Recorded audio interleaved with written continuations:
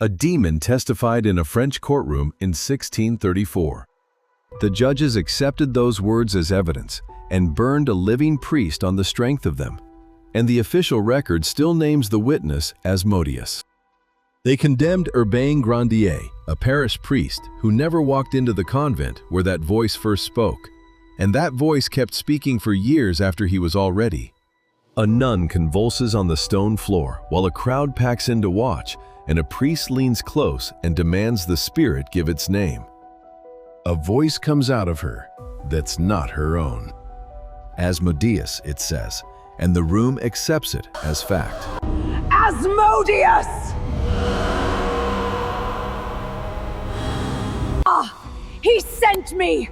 This is a public exorcism, not a private prayer. The doors stand open, the pews are full, and people have traveled from the surrounding country to see it, because what's happening inside this chapel has already become a public event. A nun on the floor moves in ways she can't control, and she's only one of several women in this building who have started doing the same. The room doesn't feel like a place of healing. It feels like a performance that has found its audience. When the priest presses for the demon's name, he's doing something the crowd came to witness, not something they stumbled into by accident.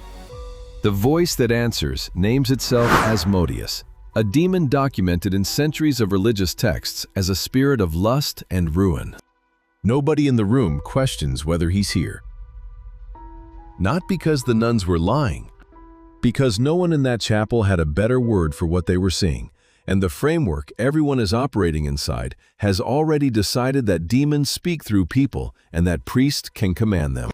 The exorcist asks who sent him, and the answer names a priest called Urbain Grandier, a man who has never set foot inside this convent. That date stays hidden, for now. It's the one detail that breaks the story open later. All you need to know at this moment is that a room full of people heard a demon speak, believed it, and decided a man had to answer for it. This accusation doesn't come from a witness who saw Grandier do anything. He sent me! Urbain Grandier! It comes from a voice that calls itself a demon. To understand how a priest who never entered the convent ended up accused, you have to go back to before the screaming started. Loudun is a small town in western France in the early 1630s, already split between a strong Protestant population and Catholic authorities trying to hold it. A new Ursuline convent opens there shortly before 1632. The women live cut off from the town, their days run by prayer, confession, and the clergy who oversee them. Jeanne des Anges runs the convent as Mother Superior. She knows Grandier's name and his reputation with women long before she sees him once from a distance, and she later describes that fixation in her own autobiography. When the convent needs a spiritual director, Grandier turns the job down, and Jeanne turns instead to Canon Jean Mignon, one of Grandier's open enemies. That choice quietly ties the convent's leadership to the faction in town that already wants Grandier gone. Then on September 22, 1632, the first reports begin. Jeanne des Anges and two other nuns describe nocturnal visits from a figure in clerical dress, and over the following months, more nuns start convulsing, speaking in tongues, and using language they would never say in daylight. One account eventually places the number of affected nuns at 27. The symptoms spread inside a closed community that already shares one language for explaining distress, and that language is demons, temptation, and sin. Nobody in the convent reaches for a medical explanation first, because the world they live in doesn't offer one. When a woman in the 1630s convent starts convulsing in the dark, the people around her don't think of illness. They think of what they have been taught to fear. What starts inside the convent doesn't stay there. The exorcisms move into the churches, and they become public, held twice a day with Sundays off in front of crowds that treat them as spectacle. Different demons appear to speak through different women, each with a name, a voice, and a set of demands, and the crowds grow large enough that the events get described as a kind of tourist attraction. The exorcist supplies the structure, the crowd supplies the attention, and the pamphlets supply the reach, as printed accounts circulate across France and turn a local crisis into a national story. Understand the mechanism, because it's worth stating plainly instead of rushing past it. An exorcism doesn't just observe the possession, it shapes it. The rite gives the nuns a vocabulary for what's happening to them, and the audience gives every new episode more weight than the last. A woman convulses, a demon speaks, a crowd gasps, and a pamphlet records it. And then the next nun does the same, because that's now what possession looks like here. This system feeds itself, and every layer in it has a reason to keep going. Nuns get attention and meaning for suffering they can't otherwise explain. Exorcists get a public demonstration of their authority over evil, and printers get a story that sells. Not everyone buys it. A physician named Mark Duncan publishes a medical critique in 1634, the same year as the trial, arguing that the symptoms can be explained without any demon at all. His diagnosis is simple: sickness, not hell. Disbelief isn't a modern luxury imported backward into the story. It's in the room, on paper, while the exorcisms are still happening. The skeptical voice isn't missing from 1634. It's just losing. And there's a political layer underneath all of this. Grandier has opposed the demolition of Loudun's town walls, which puts him against Cardinal Richelieu's push to centralize power and weaken local strongholds. And the enemies he already has in the clergy and the town now have a supernatural charge and a powerful ally in Paris. Not because politics invented every symptom, because it only had to point those symptoms at the right man, and the demons have already named him. Grandier is brought face to face with his supernatural accusers. The nuns, in front of royal commissioners and crowds, identify him as the one who sent the demons into them, and the setting makes the confrontation look like evidence rather than accusation. His defense is restricted at every turn, and the space he has to argue his innocence keeps shrinking. The court isn't weighing two equal sides. It's listening to voices that claim to be demons and treating what they say as testimony. The prosecution needs physical proof, not just testimony from voices claiming to be demons. So, a document appears. It's a demonic pact, written in Latin, partly backwards, and covered in magical symbols and seals. Its signatures read as a hierarchy of hell, with Lucifer, Satan, Beelzebub, Leviathan, and Astaroth, and one name spelled out as Satanus. What the pact promises Grandier is the love of women, the respect of monarchs, and 20 happy years on earth before he joins the demons in hell.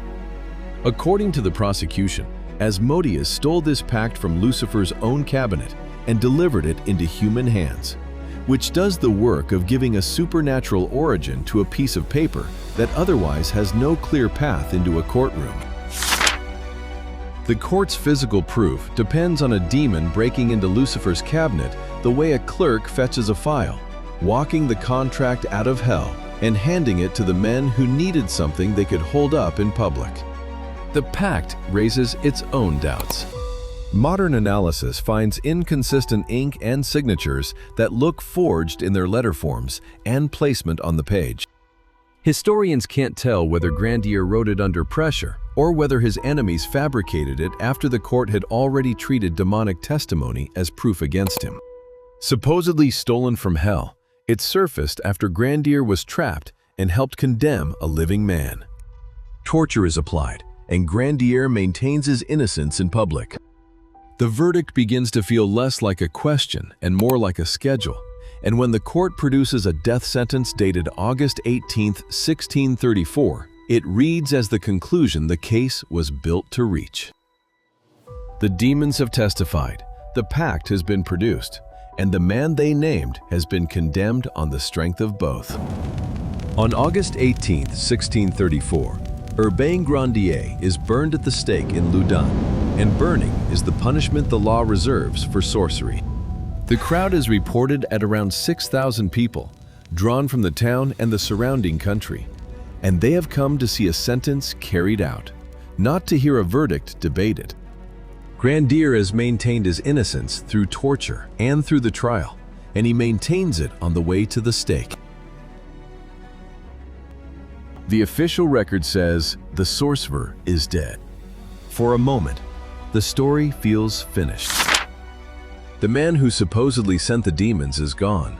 The fire has done its work, and the timeline appears complete, with the death sentence dated, signed, and carried out the same day. If you were standing in that crowd, you'd have no reason to believe anything was going to continue. The cause has been removed. This case is closed. The nuns should get well, the exorcisms should end, and Loudun should go quiet. That's how a story like this is supposed to finish. Now return to the chapel from the opening, and this time the date matters. That exorcism happened after Grandier was dead. A public exorcism pamphlet dated 1635 enters the frame, and you can set it down right next to the August 1634 death sentence. Two documents from two different years telling you two very different things about whether the case was ever closed. This contradiction isn't something you have to explain away because it's sitting there on the page. The sorcerer is Ash, and the demons are still talking. What was supposed to end when Grandier died is still happening, and it's happening in public, and it's being printed and sold.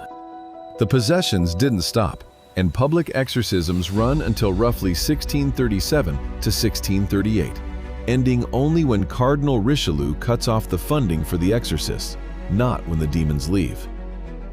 Money ended it.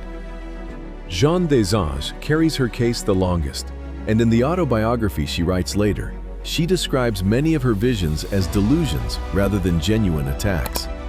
The woman who named Asmodeus eventually tells you, in her own words, that a good part of it was in her head. A Jesuit exorcist named Jean-Joseph Surin arrives after the execution, works with Jean, and reportedly ends up so affected by the case that he believes he has become possessed himself. This doesn't by itself prove fraud, and it doesn't disprove a supernatural reading. What it does is destroy the promise that killing Grandier would end it. If he was the cause outlived him, and it kept going until the people in charge decided to stop paying for it. The system that produced the accusation didn't need the accused man to keep running. It only needed someone to blame, and after him, it found other reasons to continue. If Urbain Grandier had sent the demons into Loudun, why did they remain after he was gone? The documents don't give you a demon or a fraud. They give you a system that demanded a culprit, treated killing him like the end of the problem, and then kept running without him for years. The nuns kept screaming. That's what the record leaves you with once the man who was supposed to be the cause was already gone. Not a ghost, but a paper trail that refuses to close.